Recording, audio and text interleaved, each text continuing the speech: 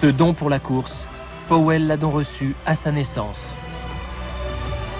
Plus efficace que les techniques de course américaine, la course de Powell lui a permis de battre le record du monde avec 9 secondes 74 centièmes. Hélas, même le coureur le plus rapide du monde a ses faiblesses.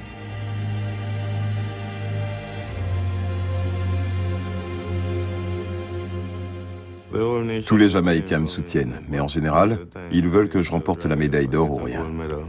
Je me sens très seul.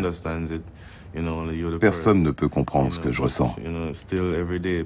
Les gens me disent tous les jours « gagne, gagne » ou « ça fait quoi d'être recordman du monde ?» J'aimerais bien connaître ça. Mais personne ne peut vraiment me comprendre.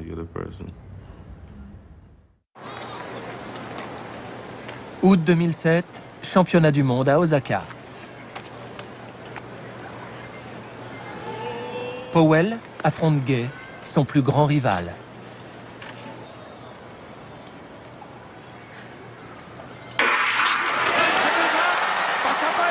Théoriquement, Powell prend un meilleur départ et il est plus rapide dans la phase de vitesse optimale. Pourtant, sa défaite est totale.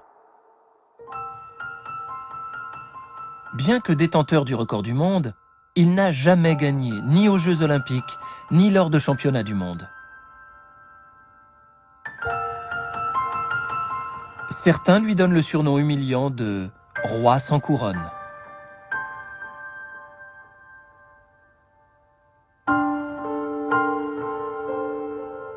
Pourquoi ne remporte-t-il pas la victoire malgré son corps de coureur idéal ? Ces images privées nous montrent Powell la veille de la compétition.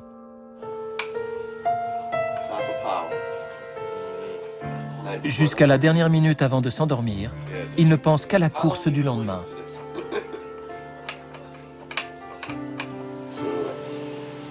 Je pense pouvoir courir en 9 secondes 74. Si un type me menace encore... Tu n'auras qu'à le battre. Ouais, c'est ce que je vais faire. Certains pensent pouvoir battre mon record sans problème, mais ce sera pas facile. Tiens-les à distance. Certains types veulent me le voler, mais je leur donnerai pas. Il est à moi, tu comprends? Je vais le garder. Au départ, Powell prend de l'avance, mais à 60 mètres, sa course se dérègle alors qu'il devrait être à pleine vitesse. Il n'arrive plus à accélérer. En fait, à ce moment-là, son attention est attirée par Gay qui court dans le couloir voisin.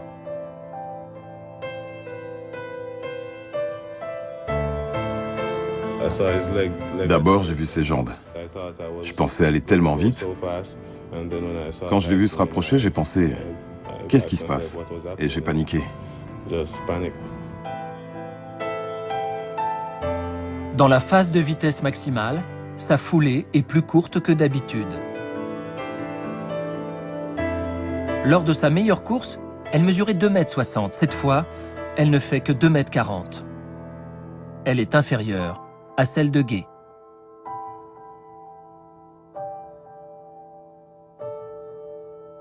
Voici une photo prise alors qu'il est en vitesse de pointe. Il n'est pas droit et ses doigts sont serrés. Tout son corps se raidit.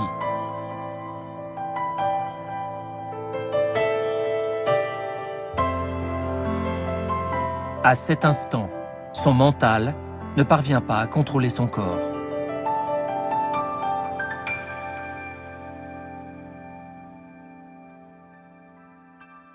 Ces images de synthèse montrent l'action de ses muscles lors d'une course normale. Les parties en rouge représentent les muscles actifs. Les muscles à l'arrière de sa jambe se contractent d'abord, puis ceux à l'avant prennent le relais.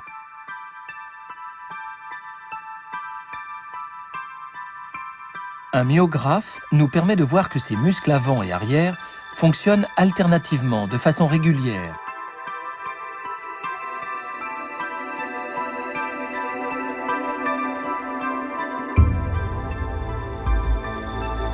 En fait, ils ne sont pas commandés par le cerveau, mais par la moelle épinière.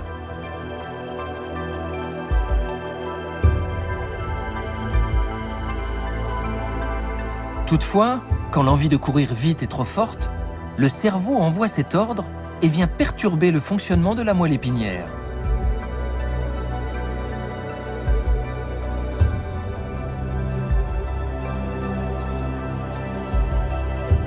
Les muscles qui devaient agir alternativement se contractent ici en même temps. Ce phénomène est appelé coactivation musculaire. À ce moment-là, je ne pensais plus à courir correctement, mais à me détacher des autres. Je ne réfléchissais pas aux bonnes choses à faire. Je voulais juste courir vite, et c'était une grave erreur.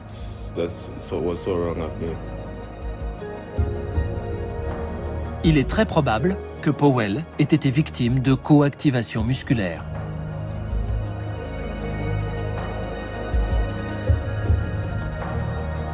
Tous ses muscles étant contractés, il n'arrivait plus à faire de grandes enjambées.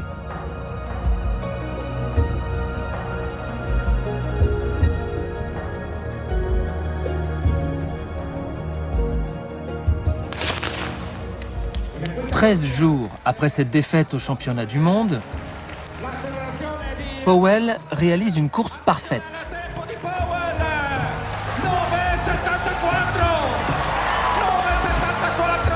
Il établit un nouveau record du monde lors des éliminatoires d'une compétition dans une petite ville d'Italie où il n'a aucun rival.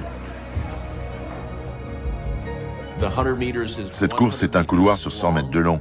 Il faut le parcourir de façon parfaite, comme si l'on était dans un tunnel, en oubliant le couloir voisin.